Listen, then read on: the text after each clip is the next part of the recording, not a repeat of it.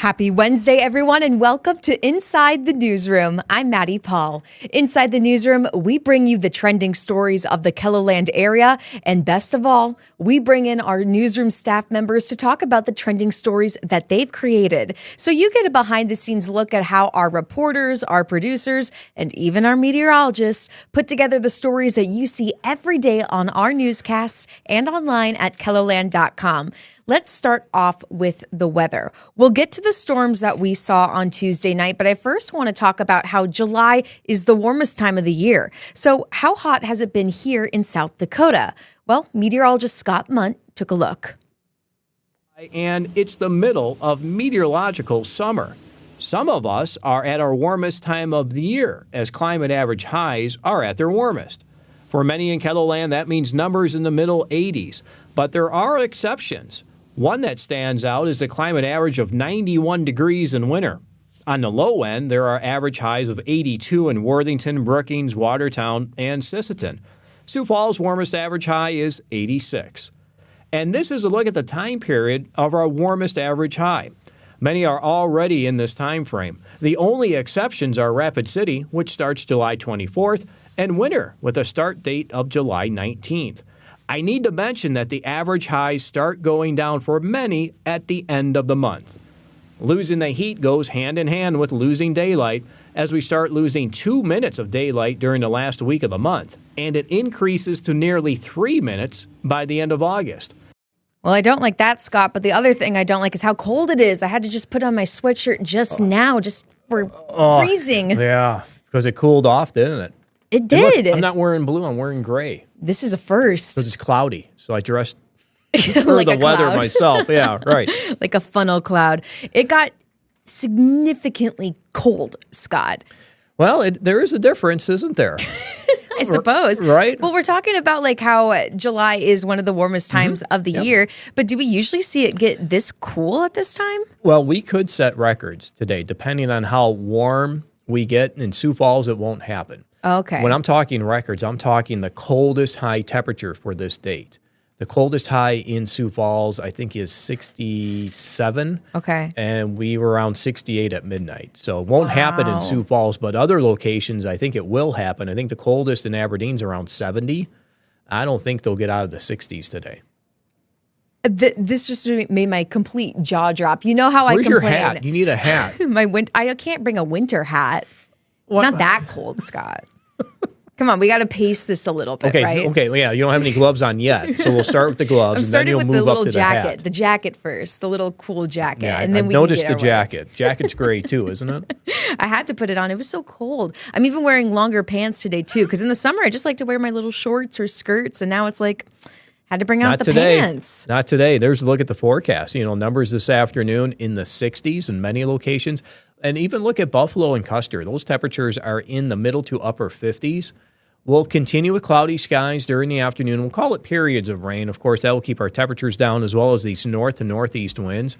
But, Maddie, it's not as humid as what we've had over the past couple of days either. Yeah, my hands weren't sticky this morning on my walk, so that made me happy. And, the dew point temperatures are lower. Good. And they'll continue to fall as we get into tonight. In fact, go ahead and leave that graphic system up, and I'll bring in the forecast for tonight as temperatures will have clearing skies. That will allow temperatures, look at this, to fall to the 40s. North Central, Northeastern South Dakota, north. maybe even Huron can see temperatures in the upper 40s tonight. We'll try to stay in the 50s in southeastern South Dakota. I'm looking forward to opening up the house. Turn the AC off at least for a day, maybe two. Oh, gosh. But keeping this theme going with our lows tonight, I also looked at the coldest lows for tomorrow morning. And this is the top three for coldest lows. You see Aberdeen falls to the middle 40s. Watertown, you need to get to the upper 30s. I don't think that will happen. In Mobridge, it's 46 for our coldest. Sisseton's 48, and Huron's 45. So if we do go back to the low temperatures for the overnight, we may get a couple of these that can get into the top three at least for coldest low temperatures tomorrow morning. Wow, so some record breaking right there. Could be. Even with the cold. So I'm not going to give you too much guff about wearing a jacket. Thank you, Scott. See, we can be kind here on Inside the Newsroom. Very nice to each other. Well, one thing that we saw last night, Scott, is all of the storms. And our viewers submitted lots of photos of the storms that they saw in the sky, different cloud formations and patterns. You know, as I'll scroll through the photos that are submitted, I went to Okoboji last night. So Arnold's Park, Iowa. Yeah. And it was beautiful and gorgeous and very hot. Oh, yeah. Like from 5 to 7. And then 8 o'clock, we started seeing the clouds like coming in over the lake. It was gorgeous, especially with the sunset. But then we left the lake around 9 o'clock, closer to 10 maybe. We were coming right into the storms. We drove right into the storm system. And it was insane, like with the lightning. Just watching it. Yeah. And you're going right at it. I felt like I was in a horror movie because like the lights would sometimes show the clouds because you couldn't see. It was so dark. And then, we drove right into the heart of the storm at one point. Like we were tracking it on the weather radar and we were in that red zone for a little bit, like 10 minutes. And so we had to stop the car and wait for a little bit. Yep. Good. And then it just went right past us because it was going so fast. It picked up steam. You know, a lot of those storms, when they developed in the afternoon, they were slow, 20 miles per hour to the east, 25 miles per hour to the east. And then once we hit about 7:30, 8 o'clock, they started to pick up steam. And then they started to book it around 40 to 50 miles per hour in an easterly direction. So then, you know, that's when it made its way through Sioux Falls, I believe around 9 o'clock in the evening, brought the wind out ahead of it. The heavy rain followed. We picked up some areas around an inch of rainfall in less than an hour. Wow. And it was just, heavy downpour. And it wasn't only for us, but we also had that in northeastern South Dakota, in and around Aberdeen. But that happened a little sooner. They had a lone thunderstorm move through. In fact, a couple of them, I should say, moved through just over a very small area that gave them a couple inches of rainfall, eventually led to flash flooding. And you're going through these pictures here. And, we had strong wind. We had wind reports of 60 to 77 miles per hour. We had some hail reports as well. And these are photos that you can find on KELOLAND.com. Yep. And we also had that funnel near Chamberlain. Yes. Here, let me try to pull up a video of that exact funnel that we saw because we had a viewer submit what they witnessed with that. Let me see if I can pull something up here. But Scott, look at the clouds here. I think we even have photos that were submitted if I kept scrolling through of it damaging one of these over here. Oh, maybe that's not included in these photos.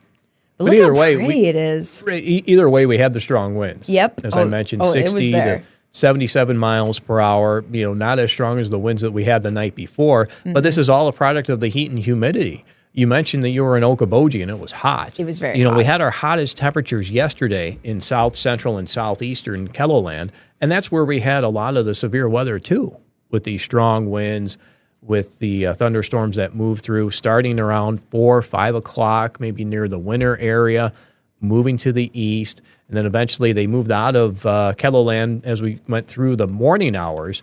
But we had the lingering rain right behind it, too, that I think once the rain started in Sioux Falls around 9 o'clock, that was the heavy stuff. And then it became a little lighter as we went through the late evening hours and into the early part of the overnight. Let's see if I can pull up this clip here. Yeah, there it is. There's that.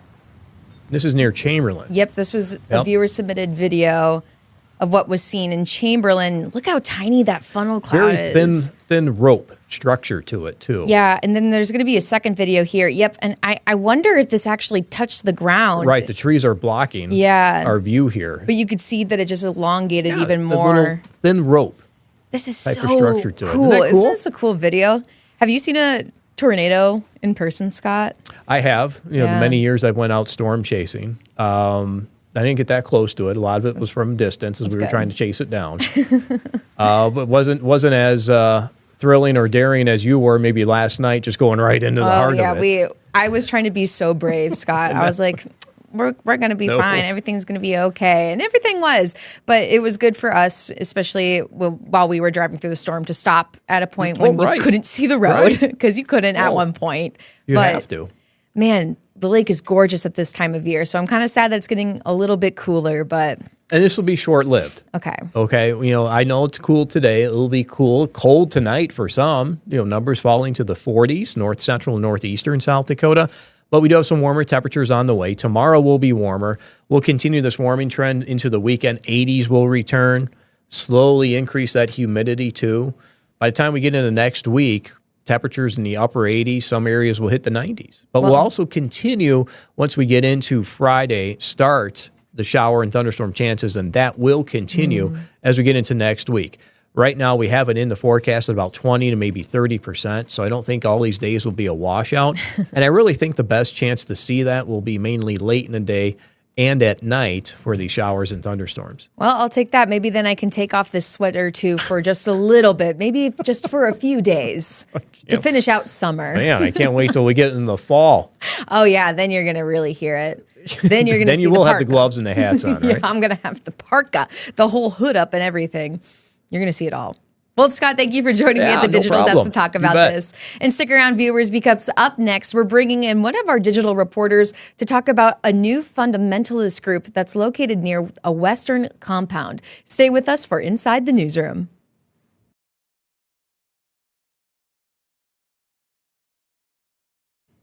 Welcome back to Inside the Newsroom. This week, KELOLAND is bringing you a 4-part series that will be diving into the facts behind one fundamentalist Mormon group's presence in the aftermath of another near the southern Black Hills of South Dakota. And our reporter on this subject, Jacob Newton, joins me now at the Digital Desk to talk a little bit about this new fundamentalist group that we're seeing. Jacob, I just want to start off by asking, how did this coverage start here at KELOLAND, and what's your involvement with it?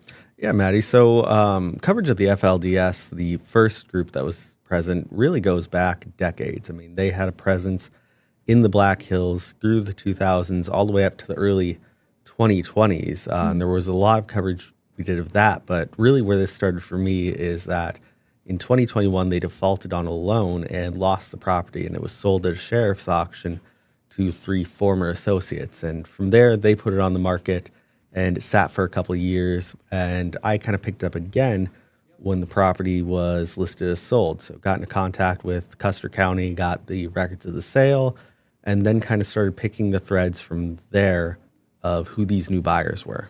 So why are we running this story now? If we've done coverage before and we've seen this happen for a couple of years, document-wise, why now?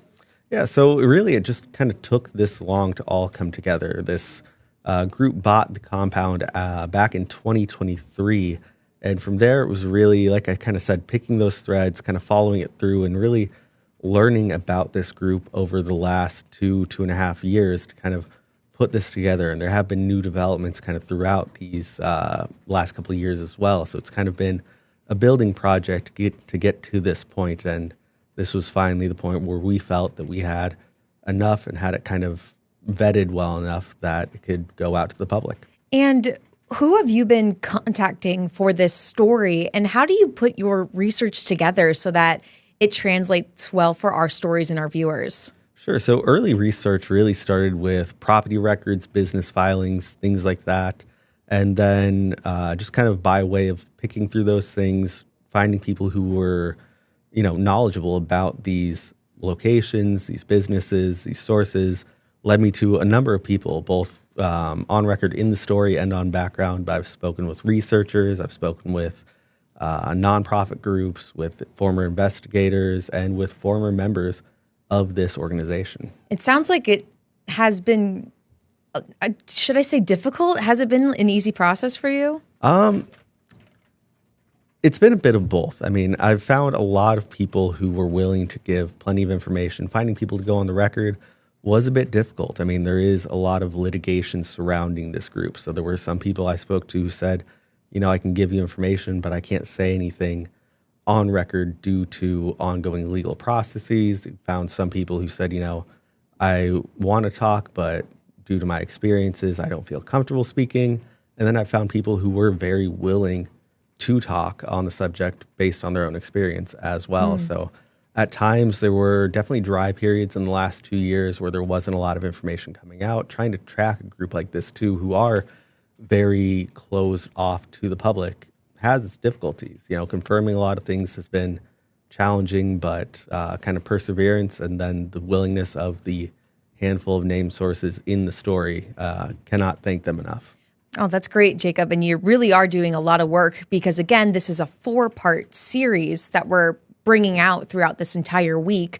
So how have we, or you, broken up each part? Let's start off with the first part because that's published. What does that one go through? And then how does that translate to the second part and then the next and the next? Sure. So the first part, it really is a lot of background, kind of laying the context of this property, the FLDS, the history there, and then kind of giving that lead into what we're looking at next. And that second part then will really dive into, who this group is, what their legal dealings have been in the past, their criminal history in Utah, and the connections between South Dakota and this group, which is based in Utah. Have you done investigative reporting like this before, Jacob? Not on this scale, I would say. I have done, quite a bit in the past, whether that's looking into flight records, kind of government investigations, stuff like that. This is definitely the most in-depth, long-term project that I've done so far, though. And if a viewer is reading your stories, what is the main takeaway that you want to translate for the viewers? What's something that you hope that they take away from your story? I think the big thing is kind of impressing on people that this group has a presence and why that matters. And that's why in part 4 of this series, which will come at the end of the week, I did speak to 2 former members of the group who kind of shared their very personal stories of leaving the group. One left as a teenager. She was, in her words, being set up to be married to an older man, did not like that and left the group, whereas another man was actually married, had children in the group, and as his daughters grew older, realized that he couldn't be a part of that system and left. And unfortunately, his family is still with the group. It's definitely been a struggle for him, but again, sharing his story and kind of adding this context for people to see, not just a name of a group, not just names of people, but knowing the story behind them. Jacob, thank you so much for coming to the Digital Desk to talk about this important story. And viewers, you can read this for yourself by heading to KELOLAND.com. Just scan that QR code that you see on your screen right now. And still to come on Inside the Newsroom, remember the downtown trolleys that would come to Sioux Falls? Well, whatever happened to them? One of our reporters uncovers those details, and we'll have it right here next on Inside the Newsroom.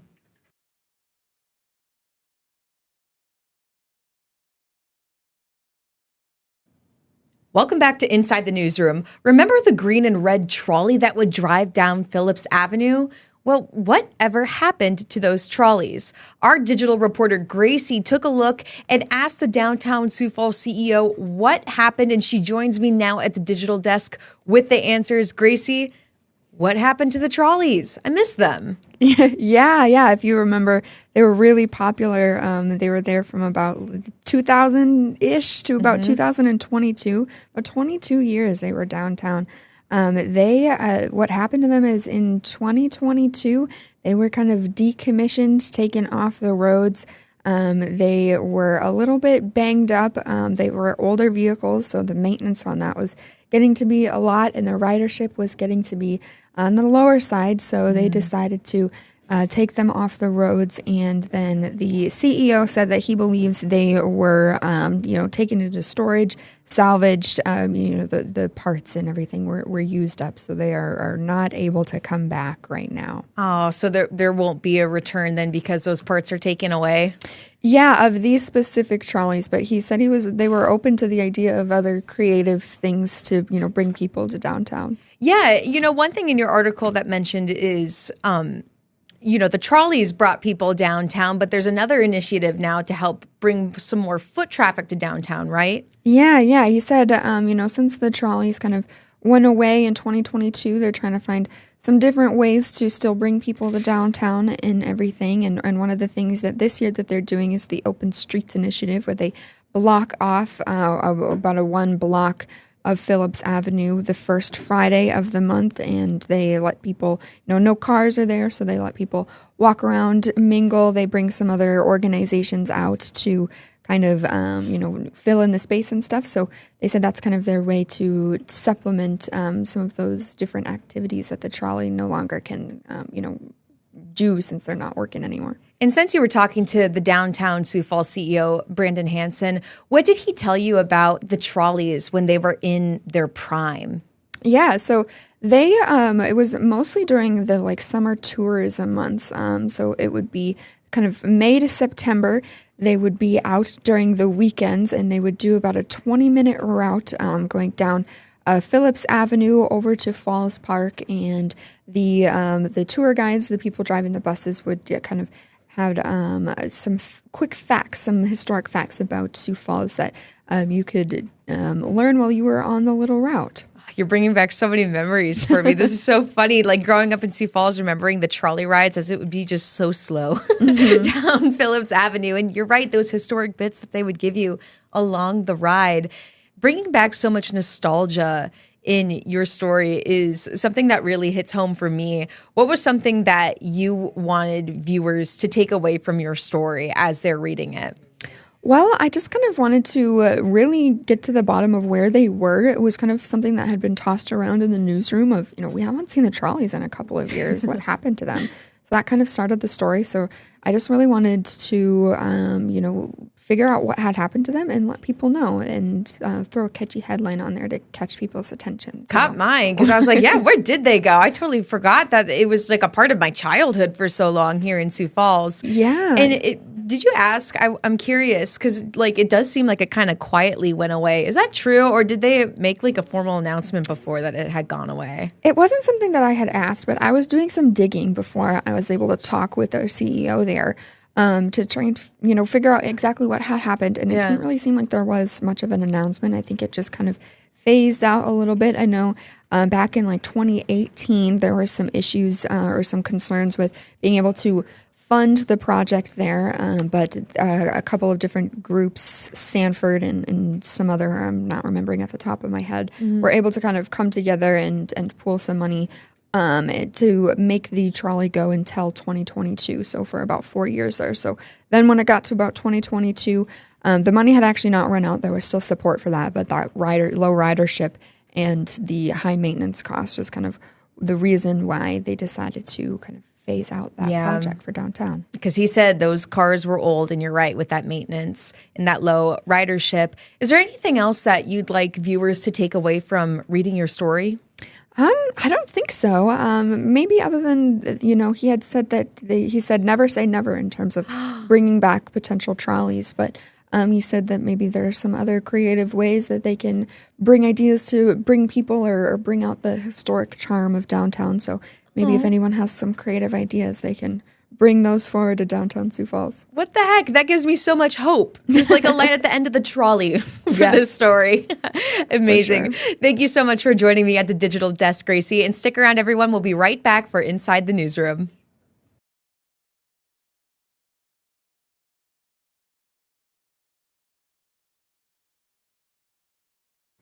All right, everyone, that's all the time that we have today for Inside the Newsroom. But guess what? Stick around on KELOLAND Plus so you can watch our weather show, Weather or Not. Today, meteorologist Scott Munt will be breaking down the warm weather of July, looking at some of those records, how we could break some records with our cold weather today, and also a severe weather outlook. That's everything that you can see up next at 1:30 only on KELOLAND Plus. Watch Weather or Not. And thank you so much for watching Inside the Newsroom today. Inside the Newsroom airs every Monday through Friday at 1 o'clock only here on KELOLAND Plus. So do yourself a favor, and we'll see you tomorrow at 1 o'clock for more Inside the Newsroom. Until then, have a great day, everyone.